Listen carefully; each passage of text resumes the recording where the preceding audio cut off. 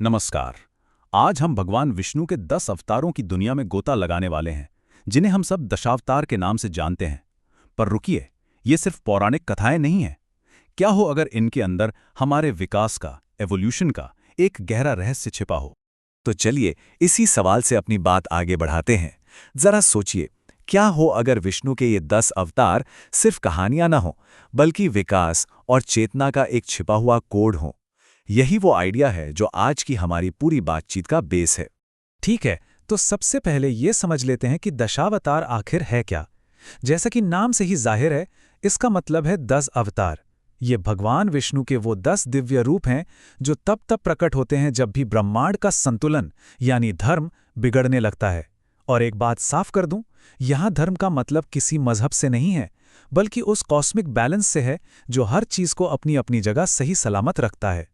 तो हमारी ये कहानी शुरू होती है बिल्कुल शुरुआत से, वहां से जहां जीवन पानी से उभरता है। चलिए देखते हैं कि पहले 3 अवतार इस कहानी को कैसे बयान करते हैं। तो सबसे पहला अवतार है मत्स्य यानी मछली। कहानी तो यह है कि उन्होंने एक महाप्रलय से इंसानियत और पवित्र ज्ञान को बचाया, लेकिन इसके पीछे का सिंबोलिज्म देखिए। ये सीधे सीधे पानी में जीवन की शुरुआत को दिखाता है। ठीक वैसे ही जैसे आज साइंस भी मानता है कि हमारी धरती पर जीवन की पहली चिंगारी समुंदर में ही फूटी थी। है ना कमाल का कनेक्शन। इसके बाद आते हैं कूर्म यानी कछुआ। कहानी में उन्होंने समुद्र मंथन के लिए अपनी पीठ पर एक पूरे पहाड़ को सहारा दिया था। अब जरा इसका इवोल्यूशनरी एंगल देखिए। कछुआ एक उभयचर जीव है, मतलब जो पानी और जमीन दोनों पे रह सकता है। तो ये अवतार क्या दिखा रहा है? ये जिंदगी के उस अगले कदम को दिखा रहा है, पानी से जमीन की ओर का सफर। ये उस ट्रांजिशन का प्रतीक है। तीसरा अवतार है वराह यानी जंगली सुअर। इन्होंने पृथ्वी को समंदर की गहराइयों से बचाया था, और ये प्रतीक है जीवन के जमीन पर पूरी तरह से स्थापित हो जाने का। तो अब देखिए, एक पैटर्न साफ दिख रहा है ना।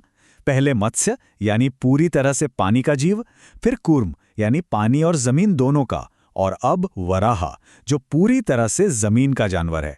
पानी से जमीन तक का सफर यहां पूरा होता है। तो अब जिंदगी जमीन पर तो बस गई, लेकिन अगला कदम क्या था? अब हम उस पुल की ओर बढ़ते हैं जो हमें इंसानियत की तरफ ले जाता है।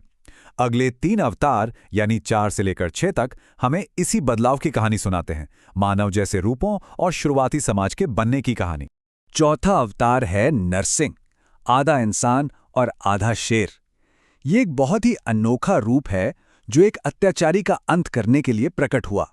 जरा सोचिए, ये क्या दर्शाता है?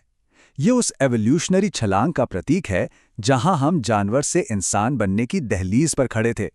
ये उस ट्रांजिशनल फेज को दिखाता है जब हम न पूरी तरह से जानवर थे और न पूरी तरह से इंसान।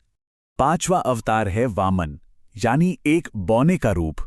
देखने में छोटे, पर उन्होंने अपने सिर्फ 3 कदमों में पूरे ब्रह्मांड को नाप लिया था।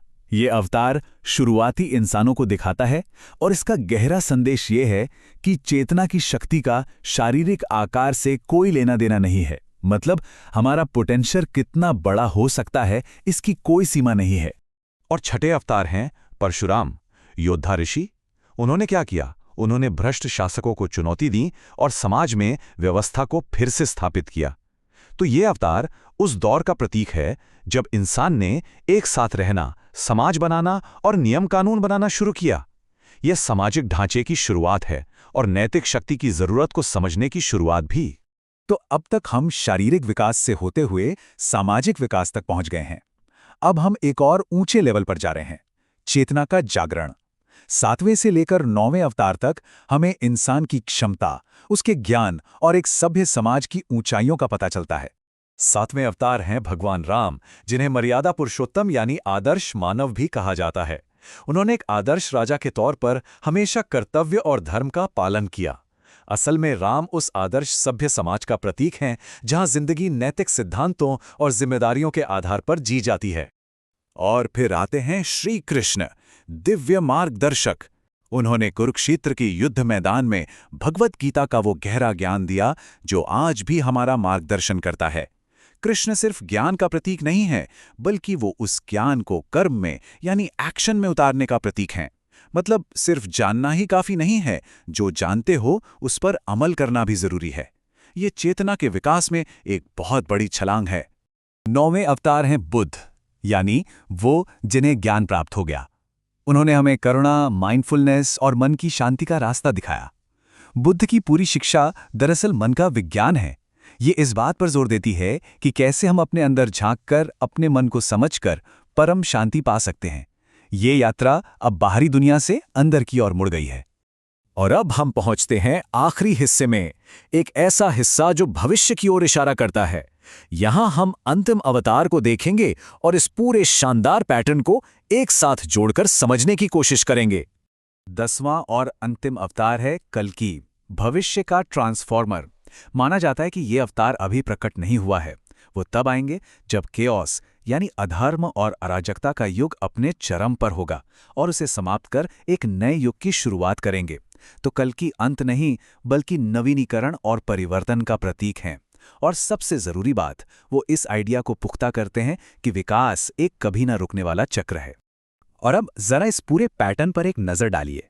ये सब कुछ एक साथ जोड़ देता है। देखिए ये कैसे विकास के वैज्ञानिक चरणों के समानांतर चलता है। मत्स्य यानी पानी में जीवन, कूर्म यानी पानी और जमीन दोनों पर जीवन, वराह यानी पूरी तरह जमीन के जानवर, फिर नरसिंह यानी इंसान के रूप में बदलाव की शुरुआत, वामन यानी शुरुआती इंसानी विकास, और आखिर में राम और कृष्ण यानी एक सभ्य और जागरूक इंसानियत का दौर।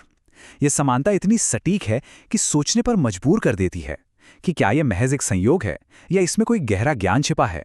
तो इस सबसे बड़ा सबक क्या मिलता है? वो ये है, हर अवतार इस बात की याद दिलाता है कि जब भी अराजकता बढ़ती है उसके बाद परिवर्तन जरूर आता है। जब भी केओस बढ़ता है तो उसके जवाब में ट्रांसफॉर्मेशन होता ही है। यह संतुलन और विकास का एक टाइमलेस सिद्धांत है। और मैं आज की ये बातचीत इसी एक सवाल के साथ खत्म करना चाहूंगा। अगर ये प्राचीन कहानी हमारे अतीत का नक्शा है, तो ये हमारे भविष्य में होने वाले बदलावों के बारे में क्या संकेत देती है? इस पर विचार जरूर कीजिएगा।